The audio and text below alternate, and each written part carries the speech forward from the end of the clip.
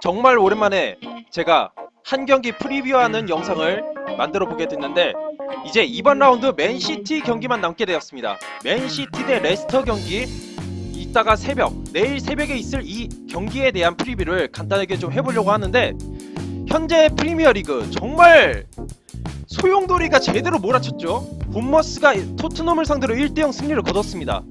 이 경기에서 포이스 선수가 높은 그 발을 태클로 퇴장을 당한 것도 있었지만은, 무엇보다도 이 손흥민 선수가 상대 선수 레르마 선수를 밀치면서 퇴장을 당했었는데, 이 퇴장당하기 이전에 이 레르마 선수가 손흥민 선수의 등을 이렇게 주먹으로 쳤다는 거, 저 처음에는 이걸 못 봤었는데 나중에 이걸 발견하고 나서는 경기 상황도 상황인 만큼 이 경기에서 왜 손흥민 선수가 이렇게 욱해서 밀쳤는지를 알 수 있었던 그런 장면이긴 했습니다.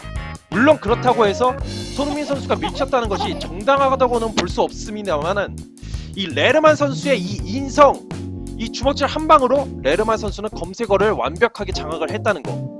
심지어 손흥민 선수의 퇴장, 이 검색어 순위는 물론이고 아이즈원까지 제쳐버리는 이 레르마의 클래스. 정말 레르마 선수는 혹여라도 우리나라에 오게 된다면 정말 긴장 하셔야 될 것 같아요. 완전 그냥 눈도장 제대로 찍어놨거든요.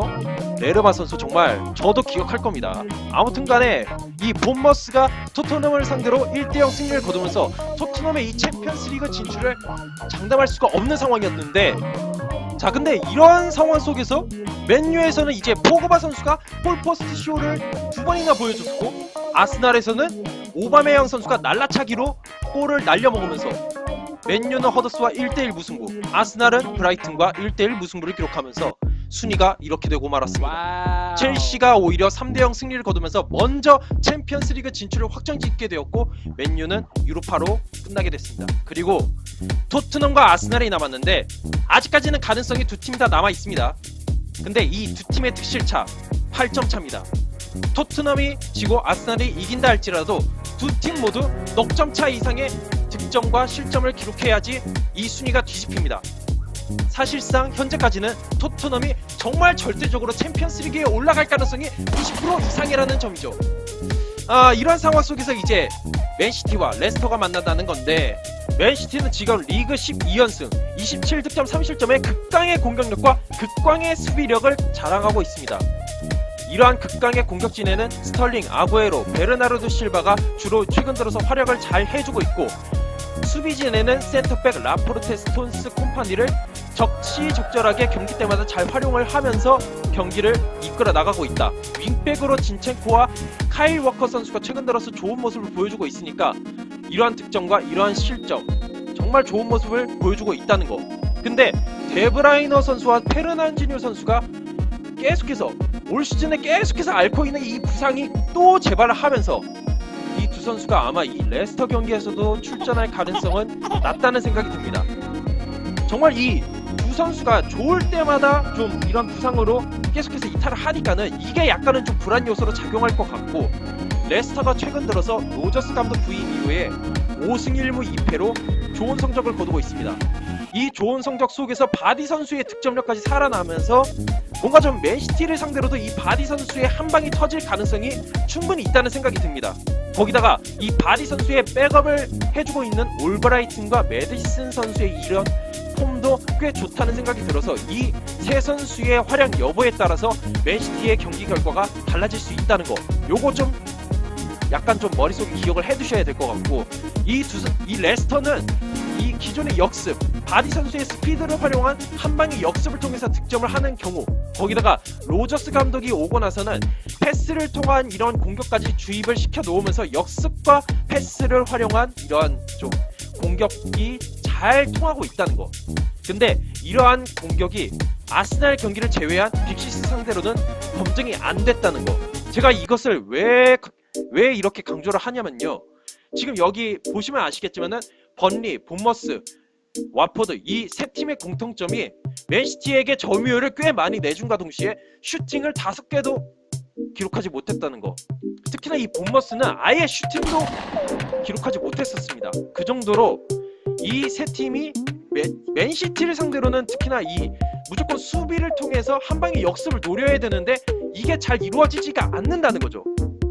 이러한 세 개의 기록을 살펴봤었을 때 레스터의 그 기존의 역습 혹은 로저스 감독이 좋아하는 패스를 통한 공격 효과가 맨시티에게 나타나느냐, 이거는 장담할 수가 없다는 거예요.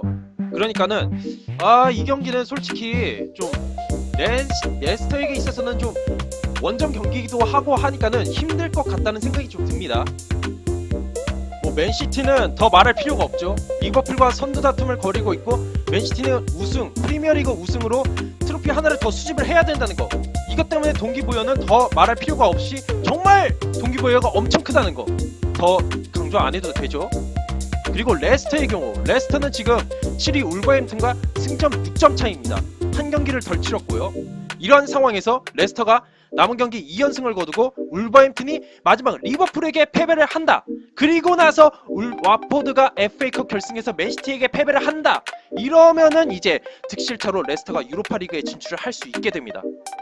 정말 많은 경우의 수를 따져야 되기는 하는데, 그렇다 할지라도 레스터가 일단은 승리를 거두고 나서 상황을 지켜보면은 어찌됐든 간에 확률이 적다고는 하지만은 레스터가 유로파리그 진출할 가능성이 있다.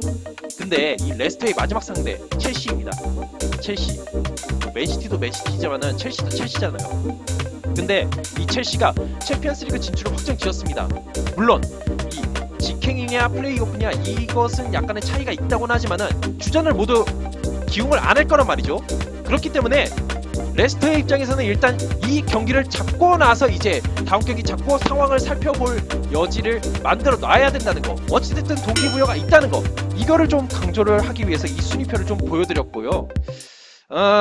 일단은 이 두 팀의 상대 전적은 역시나 좀 5승 3무 2패로 맨시티가 우세합니다.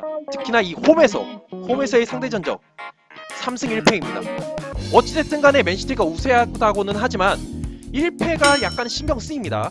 근데 이 1패가 언제 거두느냐?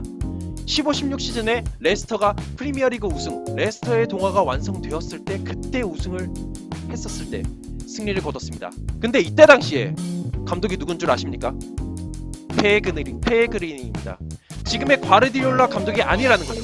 그러니까 과르디올라 감독이 오고 나서는 맨시티가 홈에서 무조건 승리를 거뒀다는 거, 이것을 좀 기억을 해두셔야 될 것 같습니다.